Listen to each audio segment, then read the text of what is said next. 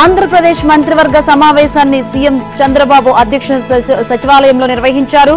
Cabinet సమావేశంలో కీలక నిర్ణయాలు తీసుకున్నారు.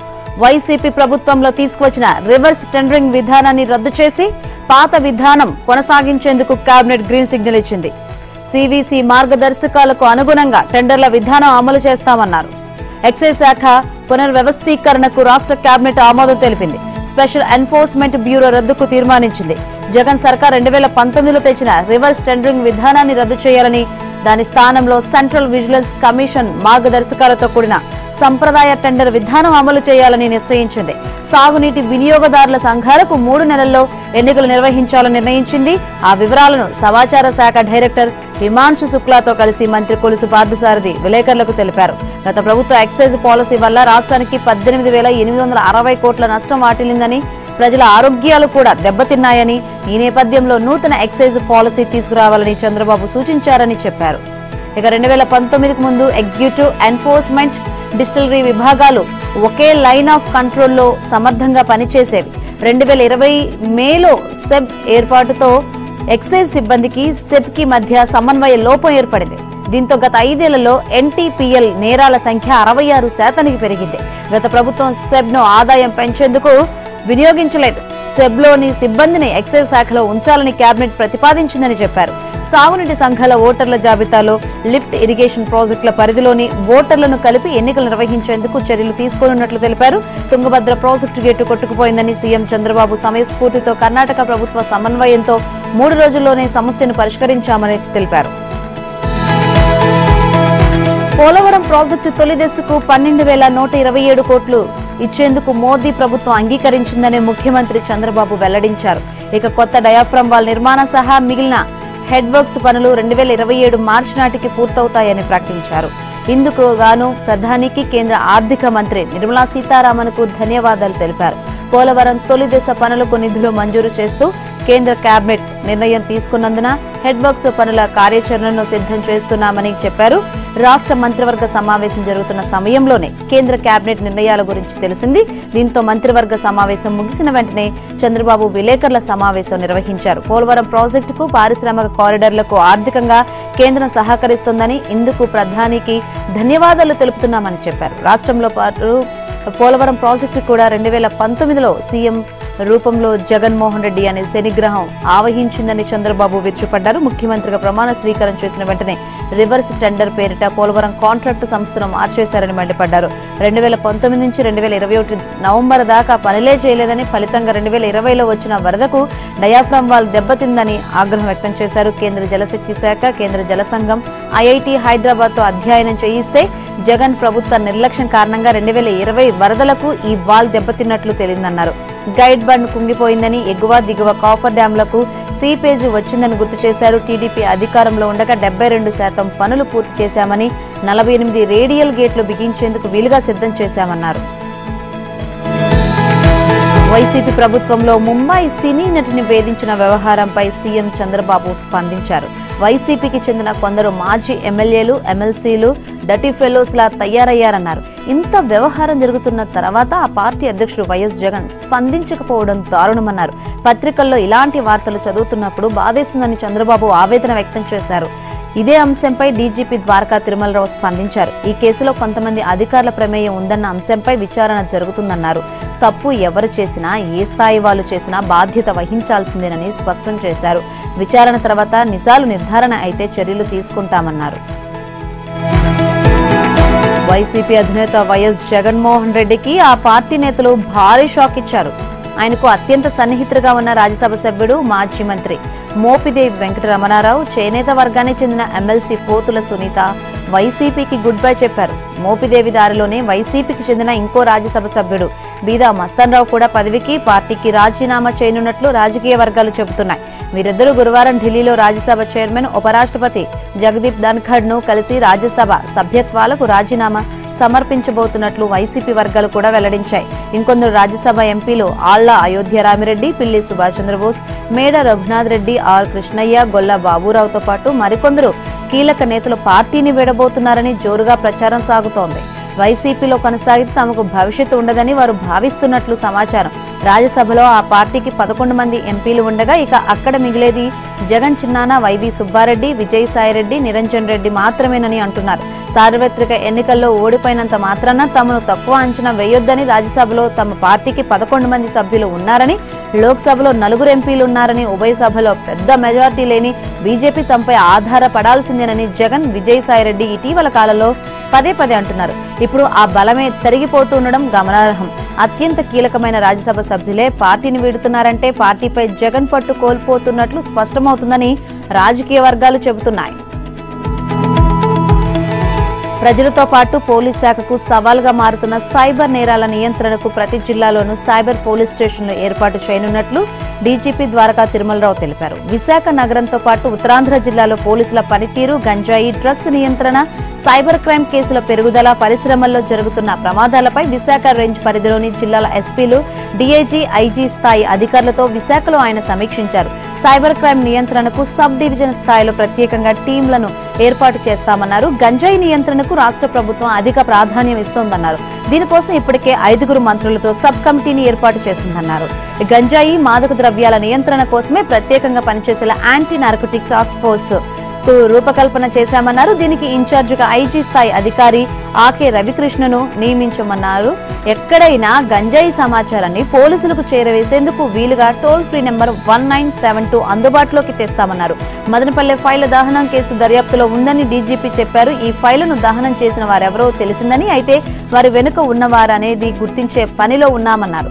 ఈ కేసు దర్యాప్తులో భాగంగా తనిఖీలు నిర్వహించగా కొన్ని ఫైళ్లు కార్యాలయంలో కాకుండా అధికారుల ఇళ్లలో లభించాయని చెప్పారు. పోలీస్ సంక్షేమానికి సంబంధించి కేంద్రం ఇచ్చే గ్రాంట్కు రాష్ట్ర ప్రభుత్వ వాటాను సమకూర్చకపోవడంతో గత 3 ఏళ్లుగా నిధుల విడుదల నిలిచిపోయిందని డీజీపీ తెలిపారు. దీంతో కింది స్థాయి సిబ్బందిలో అసంతృప్తి పెరిగిపోయిందన్నారు.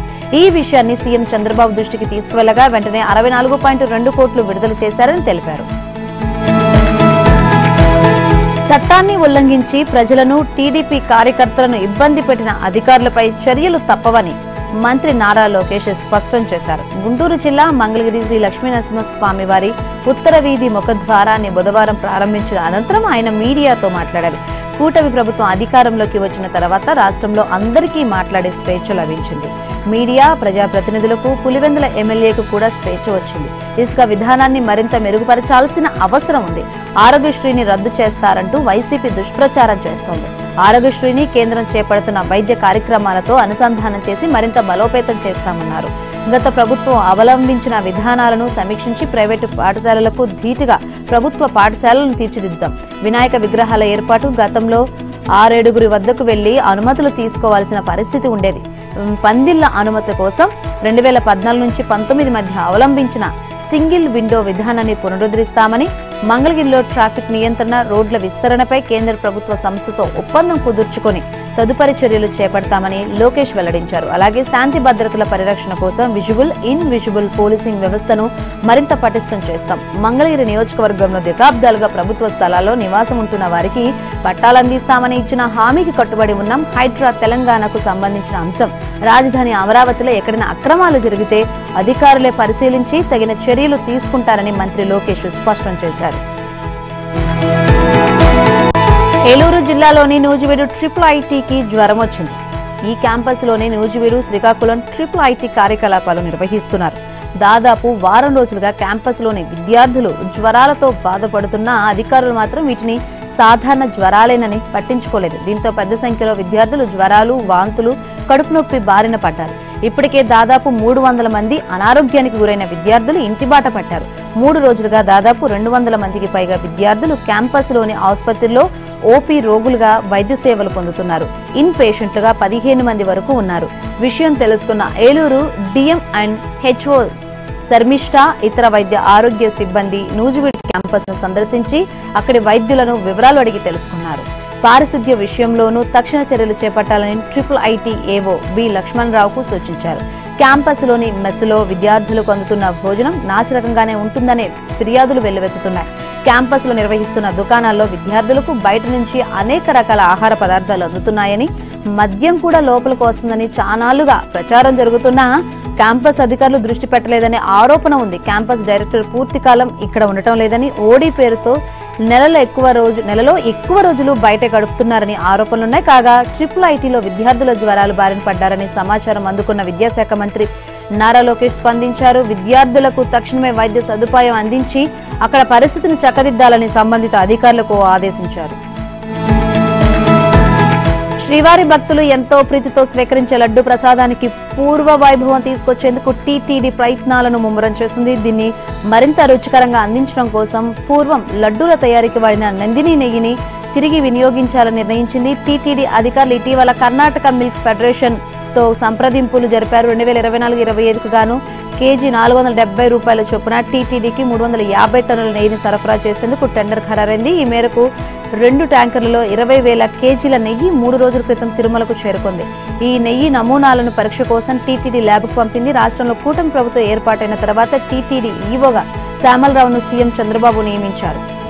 లడ్డు ప్రసాద నాణ్యత పెంచడంపై ఈవో ప్రత్యేక దృష్టి సారించారు. లడ్డు నాణ్యత, సువాసన లేకపోవడానికి ప్రధాన కారణం నెయ్యిలో నాణ్యత లేకపోవడమేనని గుర్తించారు. దీంతో నందిని నెయ్యి సరఫరాపై ఆ సంస్థతో సంప్రదింపులు జరిపారు. ప్రస్తుతం లడ్డు, ఇతర ప్రసాదాల తయారీకి టీటీడీ రోజుకు 10,000 కేజీల నెయ్యి వినియోగిస్తుంది. ఈ స్థాయిలో సరఫరా చేసే సామర్థ్యం నందిని బ్రాండ్కు ఉందని టీటీడీ అధికారులు భావిస్తున్నారు. ప్రస్తుతం యూపీకి చెందిన ఆల్ఫా అనే సంస్థ కూడా ఇదే ధరకు టీటీడీకి నెయ్యి సరఫరా చేస్తుంది. తిరుమల శ్రీవారి ప్రసాదం తయారీ కోసం నందిని నెయ్యిని తీసుకువెళ్తున్న ట్యాంకర్కు కర్ణాటక ముఖ్యమంత్రి సిద్ధరామయ్య పచ్చజెండా ఊపారు. ప్రస్తుతం 2024-25 సంవత్సరానికి గాను తిరుమల ఆలయానికి 350 టన్నుల నెయ్యి సరఫరా చేసేందుకు టెండర్ ఖరారైంది.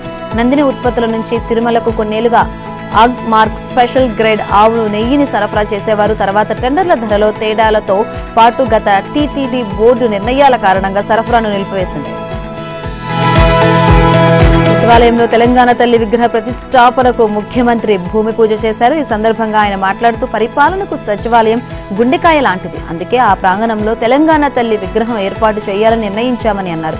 తెలంగాణ ఉద్యమ సమయంలో జరిగిన మిలియన్ మార్చ్ తరహాలో లక్షలాది మంది జన సాక్షిగా సచివాలయ ప్రాంగణంలో తెలంగాణ తల్లి విగ్రహాన్ని ఏర్పాటు చేస్తామని సీఎం రేవంత్ రెడ్డి అన్నారు.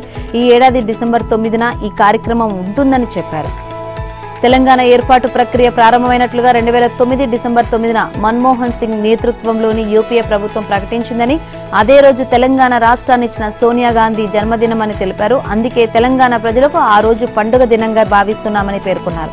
పరిపాలనకు సంబంధించిన నిర్ణయాలు జరిగే చోటునే ప్రజలు తమ సమస్యలను తెలుపుకునే అవకాశం ఉంటుందని, కానీ అలాంటి చోటికి గత పాలకులు ప్రవేశం కల్పించలేదని మండిపడ్డారు. 10 ఏళ్లలో 22.50 లక్షల కోట్ల బడ్జెట్ పెట్టిన వారికి ₹1 కోటితో సచివాలయంలో తెలంగాణ తల్లి విగ్రహం ఏర్పాటు చేసేందుకు మనసు రాలేదని విమర్శించారు. తానే తెలంగాణ, తెలంగాణే తాను అనే రీతిలో గత పాలకులు వ్యవహరించారని, అందుకే తెలంగాణ తల్లిని తెరమరుగు చేసే ప్రయత్నం చేశారని ఆరోపించారు. కాంగ్రెస్ నేతృత్వంలోని ప్రజా ప్రభుత్వం ఇలాంటి విధానాలకు విరుద్ధమన్నారు. ప్రగతి భవన్ పేరిట గడి నిర్మించుకొని ప్రజలు ఆ పరిసరాల్లోకి రాకుండా చేశారని సీఎం ధ్వజమెత్తారు. హైడ్రా కూల్చివేతల విషయంలో ఎన్ని ఒత్తిళ్లు వచ్చినా వెనక్కి తగ్గే ప్రసక్తే లేదని ముఖ్యమంత్రి రేవంత్ రెడ్డి పునరుద్ఘాటించారు. FTL బఫర్ జోన్లలో ఉన్న నిర్మాణాలు ఎవరైనా సరే కూల్చివేస్తామని తేల్చారు.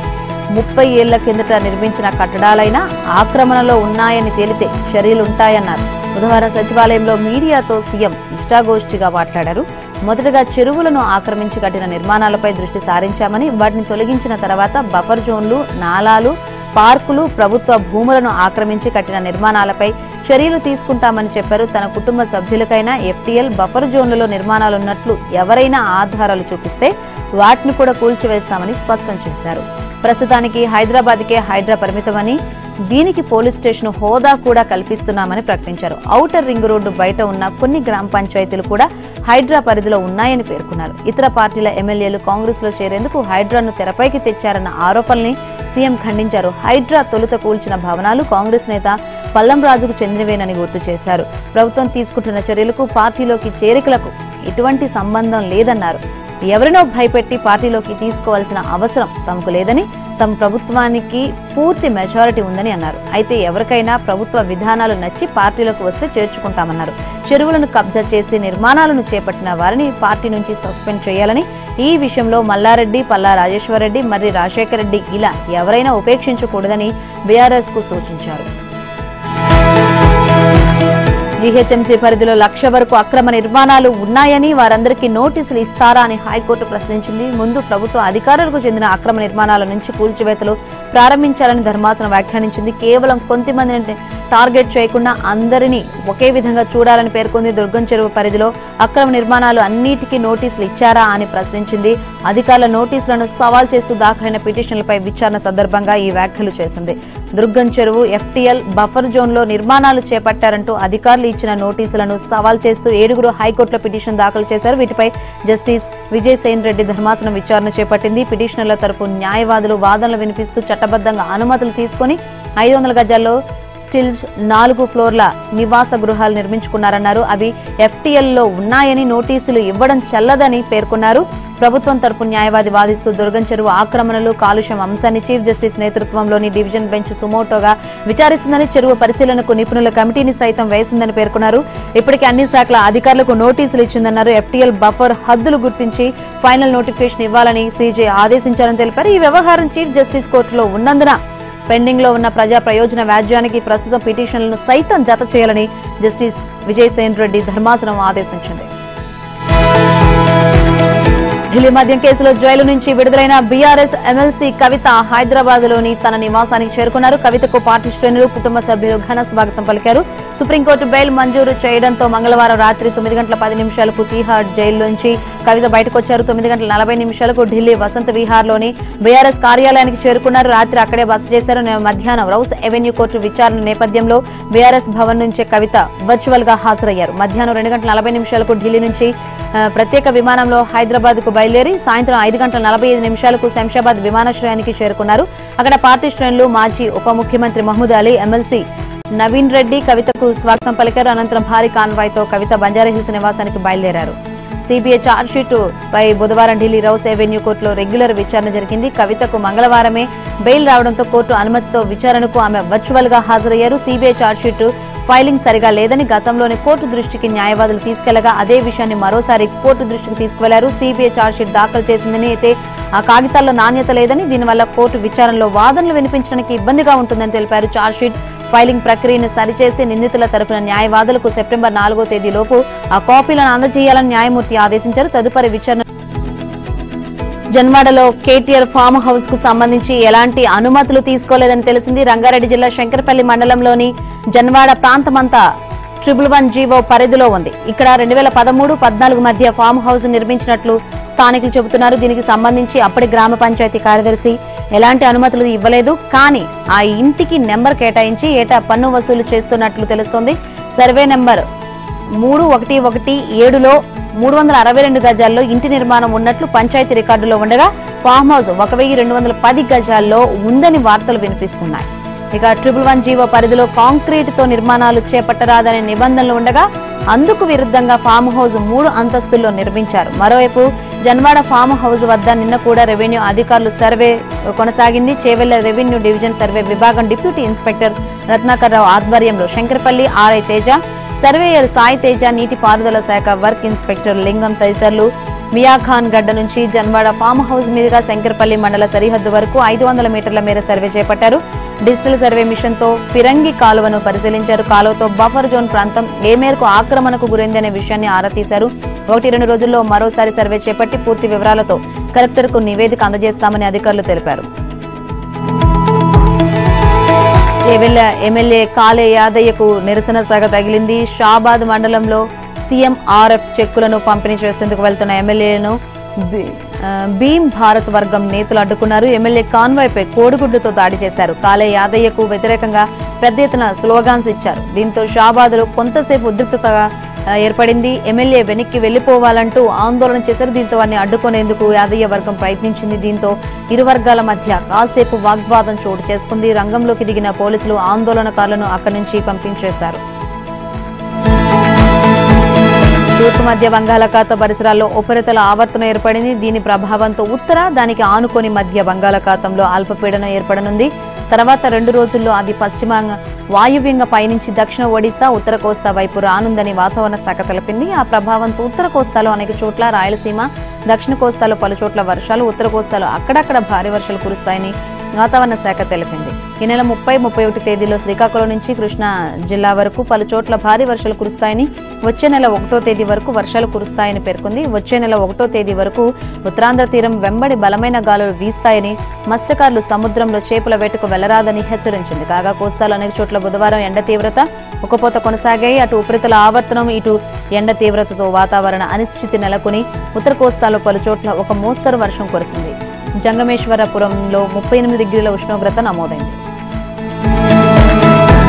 నాగార్జునసాగర్ ప్రాజెక్టు 18 క్రస్ట్ గేట్ల నుంచి నీటిని దిగువకు విడుదల చేస్తున్నారు. 2 రోజులుగా 2 క్రస్ట్ గేట్ల ద్వారా నీటి విడుదల చేసిన ప్రాజెక్టు అధికారులు నిన్న మధ్యాహ్నం నుంచి మరిన్ని గేట్లు తెరుస్తూ వచ్చారు. 1 గంటకు 4, 3 గంటలకు 12, సాయంత్రం 4 గంటలకు 14, 7 గంటల సమయంలో 18 క్రస్ట్ గేట్ల ద్వారా నీటిని విడుదల చేస్తున్నారు. సాగర్ ఎగువన ఉన్న శ్రీశైలం నుంచి వరద రాక గంటకు పెరగడంతో క్రమంగా ఒక్కో గేటు తెరిచారు. శ్రీశైలం నుంచి సాగర్కు 1081.008 క్యూసెక్కులుగా వచ్చి చేరుతుండగా దిగువకు 1094.758 క్యూసెక్కులు విడుదల చేస్తున్నారు. శ్రీశైలం ప్రాజెక్టుకు ఎగువ నుంచి 3011.953 క్యూసెక్ల వరద వచ్చి చేరుతుంది. దీంతో 6 క్రస్ట్ గేట్లను 10 అడుగుల మేర ఎత్తి నీటిని దిగువకు విడుదల చేస్తున్నారు. ఉభయ తెలుగు రాష్ట్రాల సరిహద్దుల్లోని పులిచెంతుల ప్రాజెక్టుకు ఎగువ నుంచి వరద ప్రవాహం స్వల్పంగా పెరిగింది. ఎగువ కృష్ణ, భీమా నది పరివాహక ప్రాంతాల్లో వర్షాలతో జూరాల జలాశయానికి వరద ప్రవాహం పోటెత్తింది.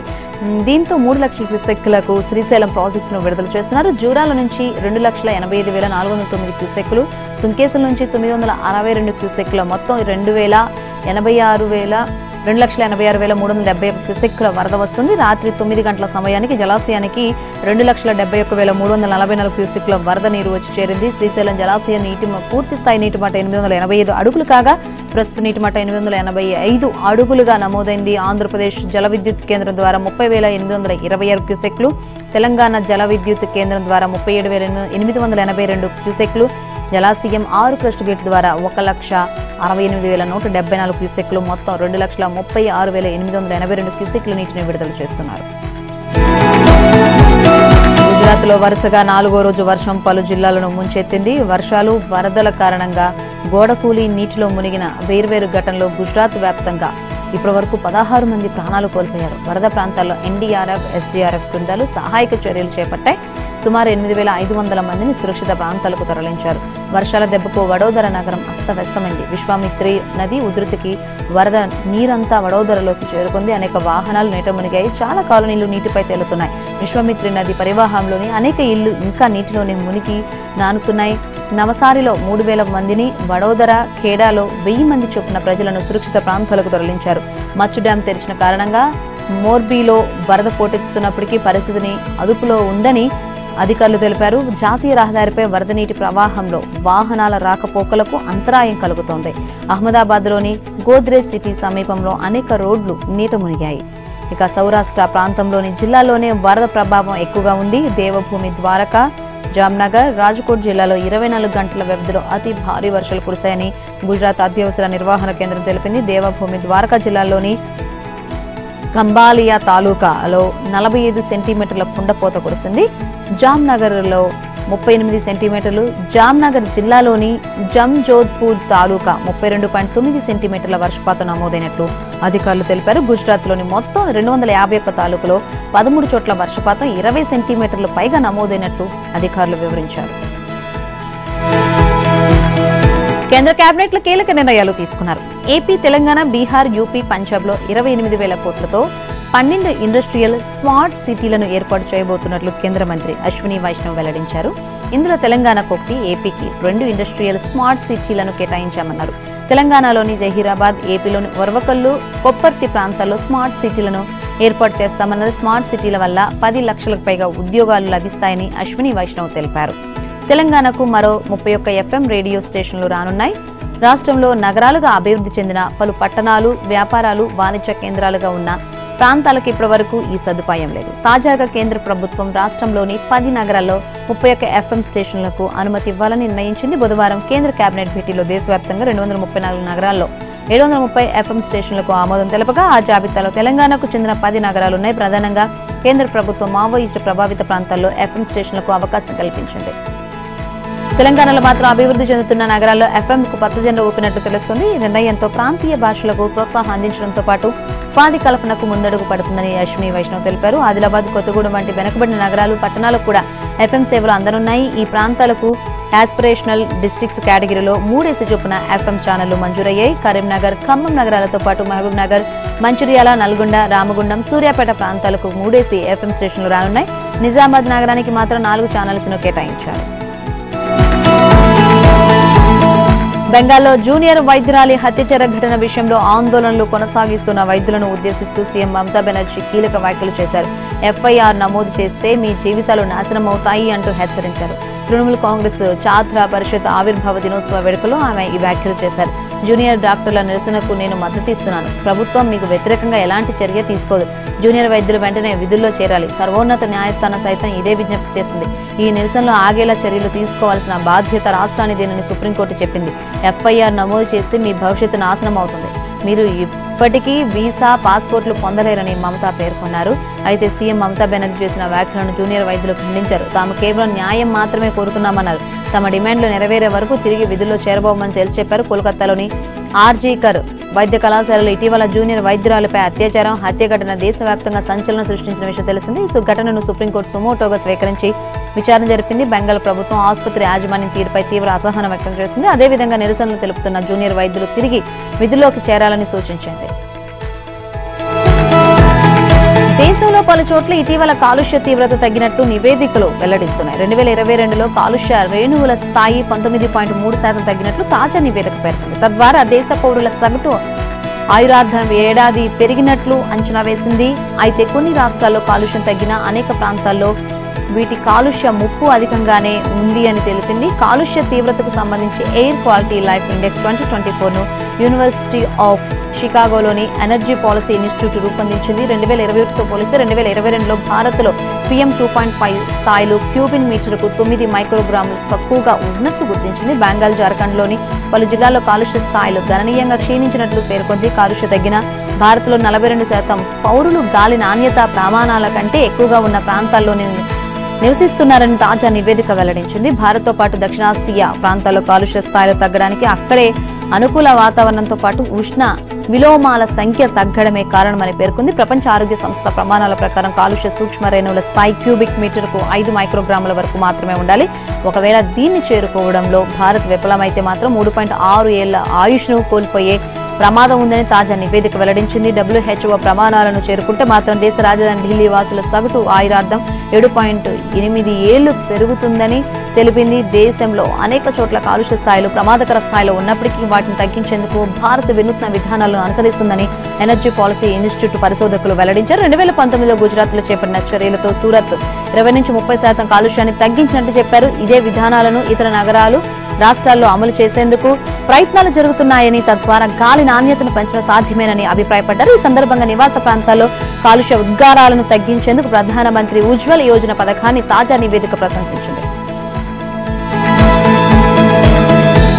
వచ్చే నెలలో జరగనున్న జమ్మూ కాశ్మీర్ అసెంబ్లీ ఎన్నికలలో పోటీ చేయబోనని మాజీ సీఎం PDC అధ్యక్షులు మెహబూబా ముఫ్తీ ప్రకటించారు. తాను సీఎం పదవిని చేపట్టిన కేంద్ర పాలిత వ్యవస్థలో తమ పార్టీ ఎజెండాను అమలు చేయలేకపోవచ్చని చెప్పారు. 2016లో తాను ముఖ్యమంత్రిగా ఉన్నప్పుడు 12,000 మందిపై కేసులు రద్దు చేయించానని, వేర్పాటు వాదులను చర్చలకు ఆహ్వానిస్తూ లేఖ రాశానని, కాల్పుల విరమణను అమలు చేయించానని, అలా ఇప్పుడు చేయగలనా అని ప్రశ్నించారు. అప్పట్లో PDP, BJP కలిసి ప్రభుత్వం ఏర్పాటు చేశాయి. తర్వాత విభేదాలతో BJP మద్దతు ఉపసంహరించుకోవడంతో మెహబూబా ముఫ్తీ రాజీనామా చేశారు.